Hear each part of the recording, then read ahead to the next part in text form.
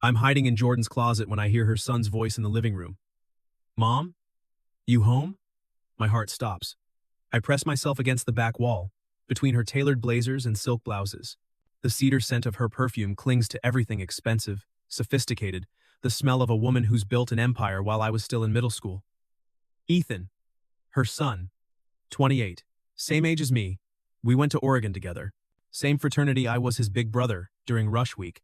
I taught him how to shotgun a beer. He called me when he failed his first midterm. We weren't best friends, but we were brothers. The kind who'd have each other's backs. And now I'm sleeping with his mother. And now I'm fucking his mother.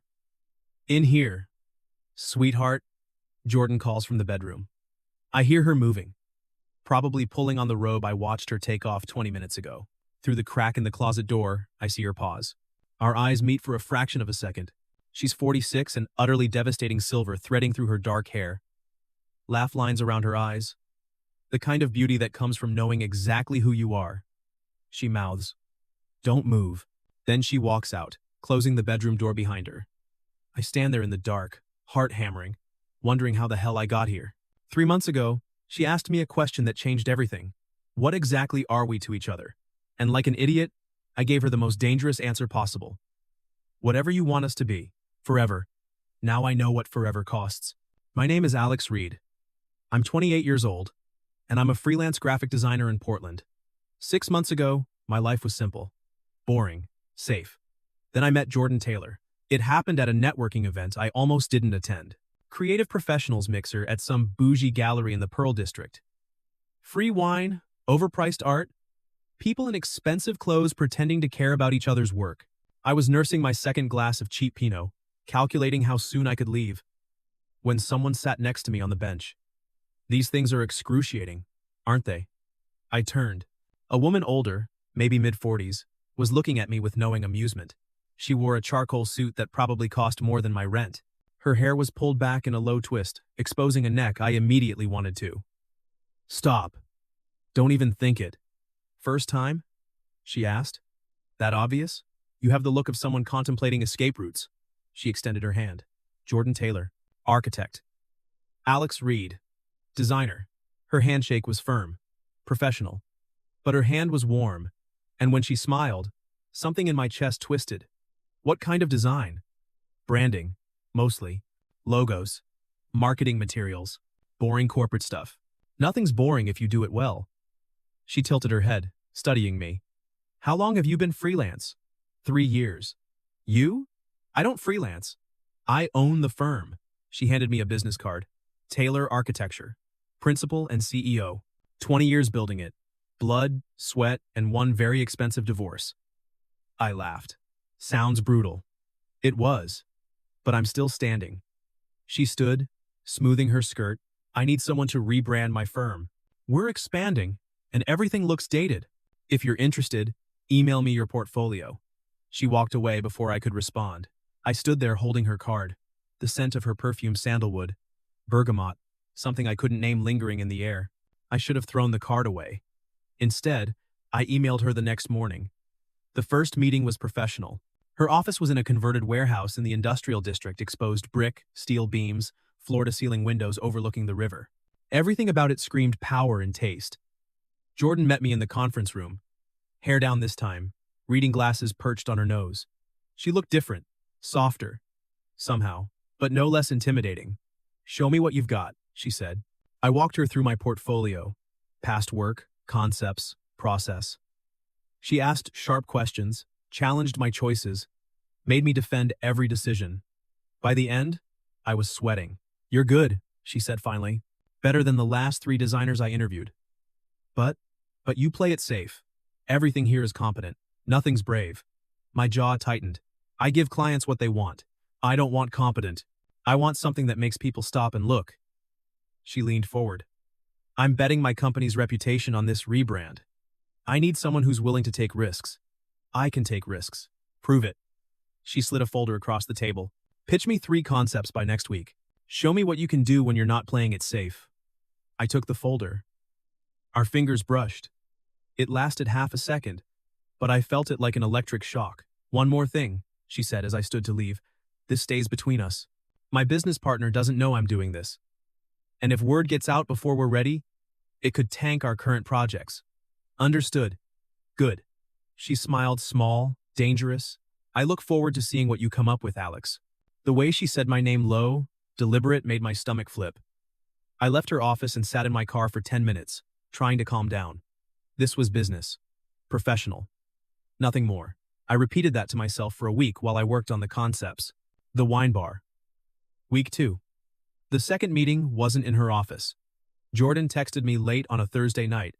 Jordan, are you free tomorrow evening? I want to discuss the concepts somewhere more relaxed. Me, sure. Where? Jordan, there's a wine bar on Division. Aubergine. 7 p.m.? I should have suggested a coffee shop. Somewhere bright and public and professional. Instead, I said yes. Aubergine was dimly lit. All dark wood and leather booths. Jordan was already there when I arrived, sitting in a corner booth with a glass of red wine. She'd changed. No suit this time, just a black sweater and dark jeans. Her hair was loose, falling past her shoulders. She looked younger, more dangerous. I ordered a bottle, she said as I slid into the booth across from her. Hope you like Malbec? I'm not much of a wine person. Then tonight's an education. She poured me a glass. Try it. I sipped. It was dark, rich, slightly bitter. What do you taste? She asked. Alcohol? She laughed, really laughed. Head thrown back. You're terrible at this. Here. She reached across the table, took my glass, swirled it, sniffed. Tasted again. I did. And this time maybe because she'd named them, maybe because I was watching her mouth, I tasted them. Better? She asked. She loved one, hated one, wanted revisions on the third. But the conversation kept drifting to her divorce, to my failed relationships, to the fear that we'd both peaked too early and the rest was just coasting. Can I ask you something? She said, halfway through the second glass. Sure. How old are you? My stomach dropped. 28. Why? She was quiet for a moment. Just curious. How old are you? 46. She watched my face. Does that bother you? Should it? Some people think so. I'm not some people. Something shifted in her expression. The air between us felt suddenly heavier. This is a bad idea, she said quietly. What is? This. Us. Sitting here, drinking wine, pretending this is just business. My heart hammered. What do you think it is? I don't know. She set down her glass. But I know I think about you more than I should. And I know that when you walked in tonight, I was relieved you came. Jordan, I'm too old for you. Alex, I have a son your age. I'm your client. This is inappropriate on every level. I don't care. You should, but I don't. We stared at each other. The moment stretched, taut and dangerous. Then her phone buzzed. She glanced at it, and her face went pale. Shit. What? My son. He's at my place. He wasn't supposed to be in town this week. She stood abruptly, threw cash on the table. I have to go. I'm sorry. Jordan, email me the revisions. We'll talk next week. She left without looking back. I sat there alone, surrounded by the ghosts of what we'd almost said, and knew I was in trouble. We didn't talk for 5 days. I sent the revisions. She replied with brief, professional feedback. No mention of the wine bar. No acknowledgement that anything had shifted. I told myself it was better this way. Safer. Then, on day 6, she called. Can you come to my place tonight? I want to go through the final concepts in person. Her place. Not her office. Is that a good idea? I asked. Probably not, but I'm asking anyway. I should have said no. I said yes. Her condo was in the pearl top floor, floor-to-ceiling windows, the kind of space that screamed old money and good taste. Minimalist. Clean. A few pieces of expensive art on the walls. Wine? She offered when I arrived. I'm driving. Then coffee. She made espresso while I spread the concepts on her dining table. We stood side by side, shoulders almost touching, discussing typography and color theory. But I could feel it, the tension humming between us like a live wire. This one, she said finally, pointing to the boldest concept. This is what I want. It's risky. Your business partner might hate it. Let me worry about that. She looked at me. You did good work, Alex. Thank you. I mean it. You're talented. Don't let anyone convince you to play small, like you did at the wine bar. She smiled. Exactly like that. We were standing too close. I could see the fine lines at the corners of her eyes, the silver strands in her dark hair, the pulse beating at her throat. I should go, I said. You should. Neither of us moved. Jordan, don't. Her voice was rough. Don't say whatever you're about to say. Because if you do, I won't be able to stop this. Stop what? This. She kissed me. It wasn't soft or tentative. It was hungry, desperate. Months of tension breaking open all at once, her hands fisted in my shirt, pulling me closer. And God help me, I kissed her back. When we finally broke apart, we were both breathing hard. Fuck, she whispered. We can't do this. I know. I'm your client. You're 28. My son is your age. This is insane. I know. So, why can't I stop? I cupped her face. Because I don't want you to. She closed her eyes. We have to be smart about this. What does smart look like? I don't know. She opened her eyes.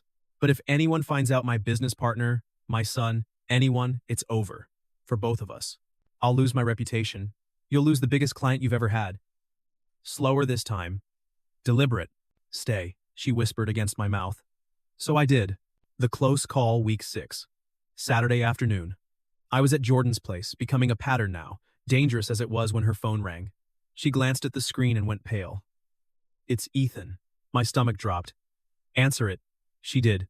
Put it on speaker. Hey, honey. Mom. I'm in Portland for the weekend. Surprise visit. Want to grab dinner tonight? Jordan's eyes met mine. Panic. Tonight? She said, voice too bright. That's wonderful. Where are you thinking? How about that Italian place you love? Nostrana? I can pick you up at 7. Actually, sweetheart, I'll meet you there. I have some work to finish. On a Saturday? Big project. You know how it is. All right, 7 o'clock. Don't be late. She hung up. We stared at each other. You have to leave, she said. I know. Now. I grabbed my jacket, kissed her hard. I'll text you later. Be careful. I left through the garage, heart pounding, feeling like a teenager sneaking out. That night, while Jordan was at dinner with her son, I lay in bed staring at the ceiling, wondering what the hell I was doing. My phone buzzed. Jordan. He asked if I'm seeing anyone. Me. What did you say? Jordan. I lied. Said no. He's worried I'm lonely. Me. Are you? Jordan. Not anymore. And that terrifies me. The gallery opening. 2 weeks later, Jordan invited me to a gallery opening. My business partner's hosting, she said. I have to go. It'll look normal if you're there. We're working together, after all. Is that safe? No. But I want you there anyway. The gallery was packed. Jordan was in full CEO mode, tailored, dress, heels, hair pulled back. She looked untouchable. Every inch, the successful architect. But when our eyes met across the room, I saw it. The hunger, the fear, the same desperate need I felt. We barely spoke all night. A few professional exchanges, nothing more. But at one point, in the hallway near the bathrooms, she grabbed my hand and pulled me into a dark corner. I hate this, she whispered. What? Pretending I don't know how you taste. Pretending I don't think about you constantly. Jordan, I'm going home in an hour. Give me 10 minutes, then follow. That's risky. I don't care. She kissed me hard, then walked away, like nothing happened. I counted 10 minutes, then left. When I got to her place, she opened the door and pulled me inside, kissing me before the door even closed. We're being reckless, I said between kisses. I know. Someone's going to notice. I know. Jordan, just shut up and kiss me. So I did. The morning after I woke up in Jordan's bed for the first time on a Sunday morning. Sunlight filtered through the floor-to-ceiling windows, turning everything golden. Jordan was still asleep beside me, face soft and unguarded in a way I'd never seen. I studied her in the morning light. The fine lines around her eyes, laugh lines, she called them. The silver threading through her dark hair, catching the sun like platinum. The small scar on her collarbone she'd told me about once a skiing accident in her 20s, before her life got complicated. She was beautiful. Not despite her age, but because of it. Every line, every gray hair, every scar, they were proof she'd lived. Survived. Built something. And somehow, impossibly, she'd chosen me. Her eyes opened. You're staring. Sorry, Don't be. She shifted closer, her bare skin warm against mine. I like it. I traced the line of her jaw. How do you feel about this? About us? Terrified, she admitted. But also alive. I haven't felt this way in 20 years. What way? Like I'm not just going through the motions. Like there's something worth waking up for. She kissed me, slow and deep, tasting like sleep and something sweeter. Stay for breakfast? She murmured against my mouth. I shouldn't. What if Ethan's in Seattle this weekend? We're safe. So I stayed. She made coffee real espresso, the kind that made my instant coffee taste like dirt, and we sat at her kitchen island in our clothes from last night. Knees touching, stealing kisses between sips. Tell me something, she said. Something you've never told anyone. Like what? Like why you really became a designer.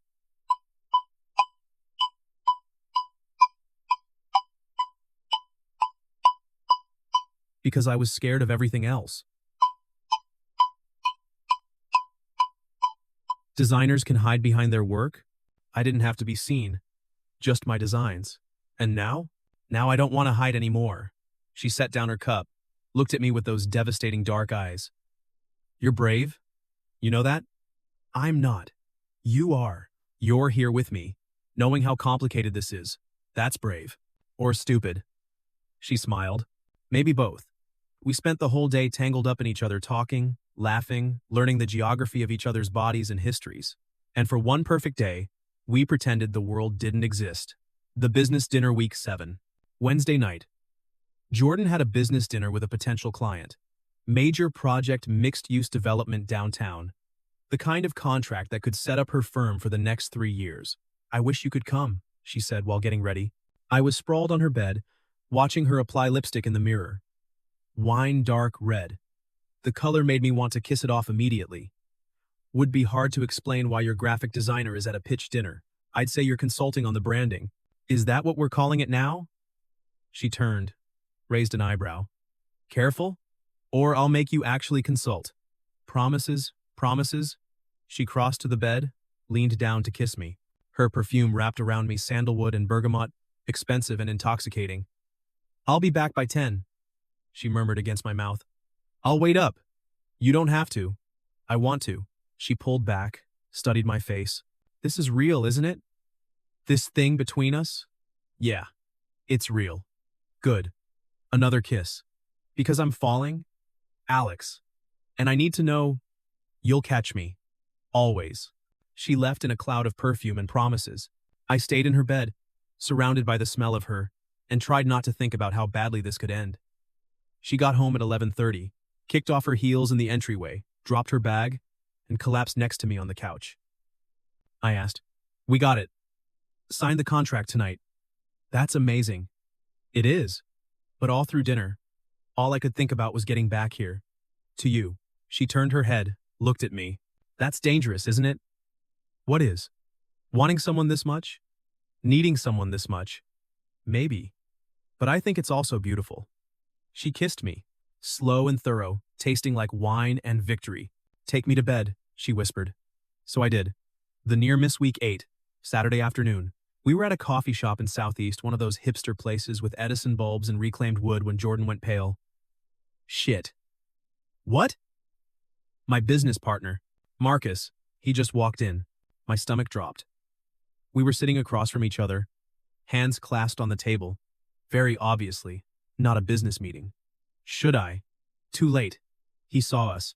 Marcus approached, all expensive suit and polished smile, but his eyes were calculating.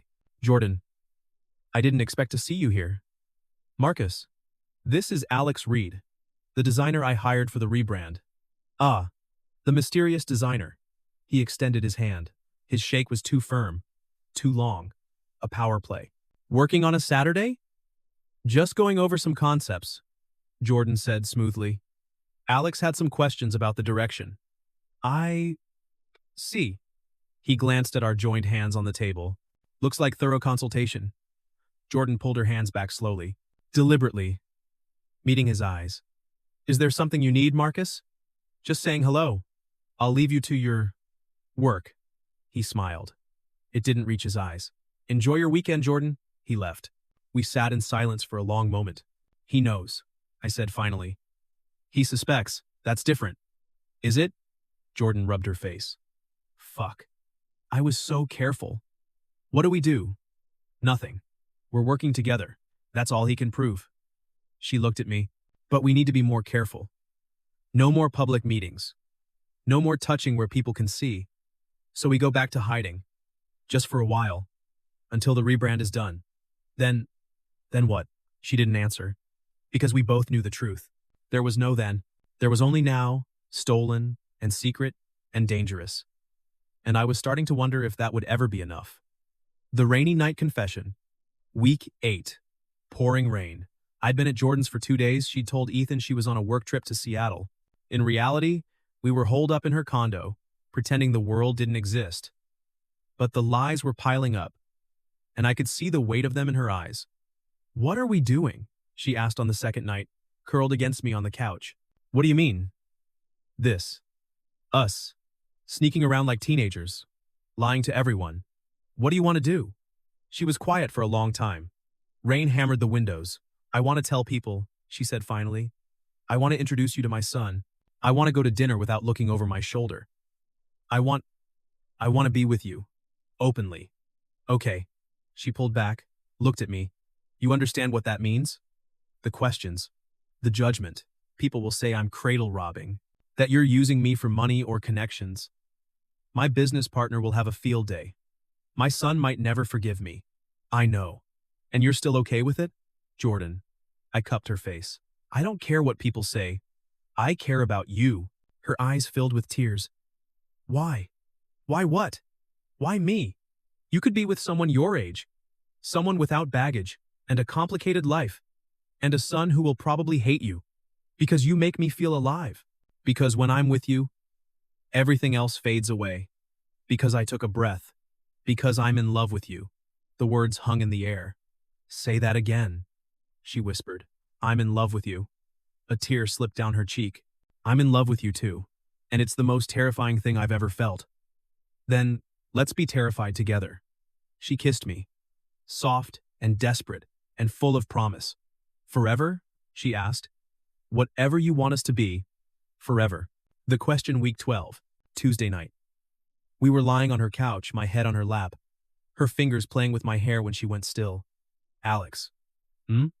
What exactly are we to each other? I opened my eyes, looked up at her. Her face was unreadable. This was it. The moment? The choice. I could say we're lovers, we're partners, we're keeping it casual. But I knew what she needed to hear. Whatever you want us to be. Forever. Her eyes filled with tears. That's a dangerous answer, she whispered. I know. What if I want something you can't give me? Try me. I want to tell my son about us. Tonight. He's coming over for dinner. I want you here when I do. My heart stopped. Are you sure? No. But I'm tired of lying. I'm tired of hiding you like you're something shameful. You're not. You're everything. Okay? Okay? Let's do it. She kissed me. Long and deep. Thank you, she whispered. For being brave enough for both of us? The reveal. Ethan arrived at 7. I was already there. Sitting on Jordan's couch, trying not to throw up from nerves. When the door opened, Ethan walked in with takeout bags and a wide smile. Hey, Mom! I brought Ty. He stopped, stared at me. Alex? My brain short-circuited. You remember me? Dude, we went to Oregon together. Different years. But yeah. He looked between us, confused. What are you doing here? Jordan stepped forward. Ethan, sweetheart, sit down. We need to talk. His face changed. What's wrong? Are you sick? No, nothing like that. I need to tell you something. She took a breath. Alex and I are seeing each other. Silence. Ethan stared at me, really looked at me. Recognition dawned slowly. Then all at once. Wait, Alex Reed? My big brother Alex? From Sigma Chi? My stomach dropped. Yeah, you. He looked between us, face going from confusion to disbelief to fury. You're fucking my mother? Ethan. Jordan started. No. He stepped back like we'd burned him. This is Alex. You were my mentor. You helped me through freshman year. I looked up to you. And now you're... His voice broke. She's 46. I'm 28. You're 28? Do you understand how fucked up this is? I know how it looks. You have no idea how it looks. You were supposed to be my brother. My actual brother. And instead you're... He couldn't even finish the sentence. When did this start? Jordan's voice was quiet. 3 months ago. 3 months? Ethan's hands shook. I called you last month asking if you'd met anyone. You lied to my face. I wasn't ready. You weren't ready to tell me you're sleeping with my fraternity brother? Yeah. I wonder why. He turned to me, eyes blazing. I defended you to everyone. When people said you were just using rich clients for connections, I said no. Alex is solid. Alex has integrity. Guess I was wrong. Ethan, please. Don't. He grabbed his jacket. I can't even look at you right now. Either of you. The door slammed so hard the windows rattled. Ethan Jordan started. No. He held up his hand. This is... I can't deal with this right now. He grabbed his jacket and left, slamming the door behind him. Jordan stood there, frozen. Then she sat down heavily and put her face in her hands. I sat beside her, pulled her close. He'll come around, I said. You don't know that. I know he loves you, and I know love wins eventually. She looked at me, eyes red. I hope you're right. 1 week later, Ethan didn't call. Jordan tried texting, calling, leaving voicemails. Nothing. And then the rumors started. Someone at her firm found out.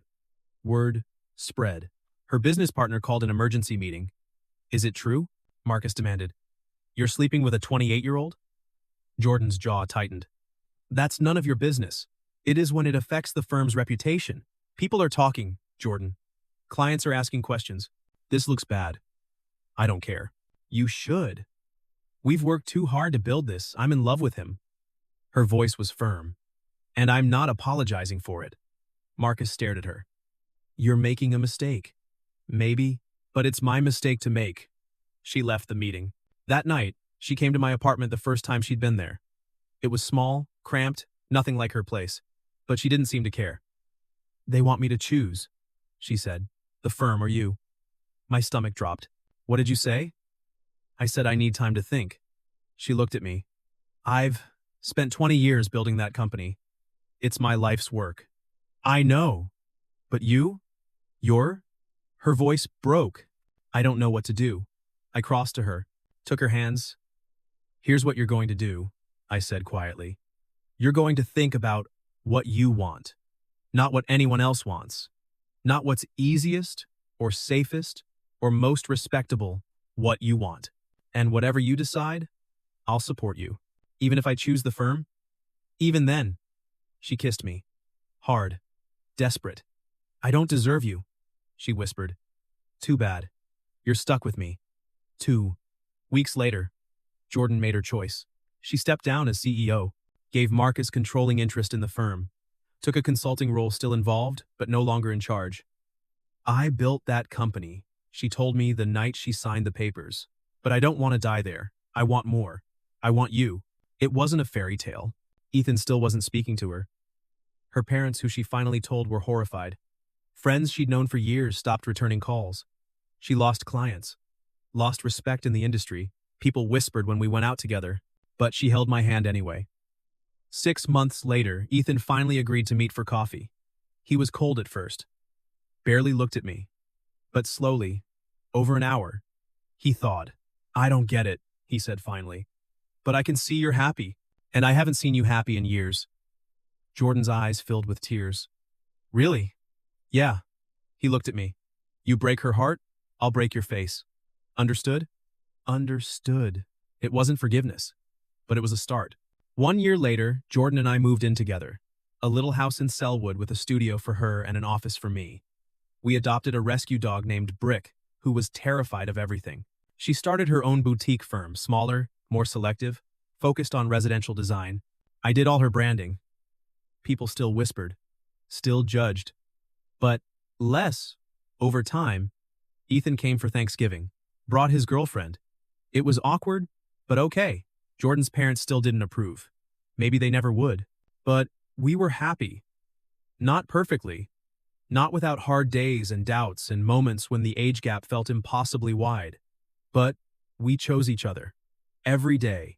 2 years later, late at night, tangled up in bed, Jordan asked me again, "What exactly are we to each other?" I smiled. "Whatever you want us to be. Forever." "Forever?" "Forever. Even though I'm going to get old and gray and you'll still be young? Even then. Even though people will always whisper? Even then." She kissed me. "I love you. I love you too." And for now, that was enough. So, that's the story. The woman who asked me what we were. The woman I loved, despite or maybe because of the impossibility of it. People ask me all the time, was it worth it? Losing her career? Her friends? Her son's respect? Was I worth all that? I hope so. But some days, I don't know. What I do know is this. Love doesn't care about age or logic or what's appropriate. It just happens. And when it does, you have two choices: run from it or fight for it. We fought, and we're still fighting. Every day, against judgment and doubt and the voice that says we're crazy. But we're also building something real. Something that lasts. Something worth the cost. Here's what I learned. Forbidden love isn't romantic. It's hard. It's painful. It costs more than you think you can pay. But sometimes it's worth it anyway. So if you're out there, loving someone you're not supposed to love, know this. It won't be easy. People will judge. You will lose things. Friends, family, respect. But if it's real, if they're worth it, then fight. Fight like hell. And maybe, just maybe, love will be enough. 3 questions for you. 1. Have you ever loved someone society told you not to? 2. What would you sacrifice for love? 3. If someone asked you right now, what are we? Would you be brave enough to answer honestly? Think about it. And next time someone asks what you are to each other, tell them the truth. Whatever you're willing to fight for. Forever.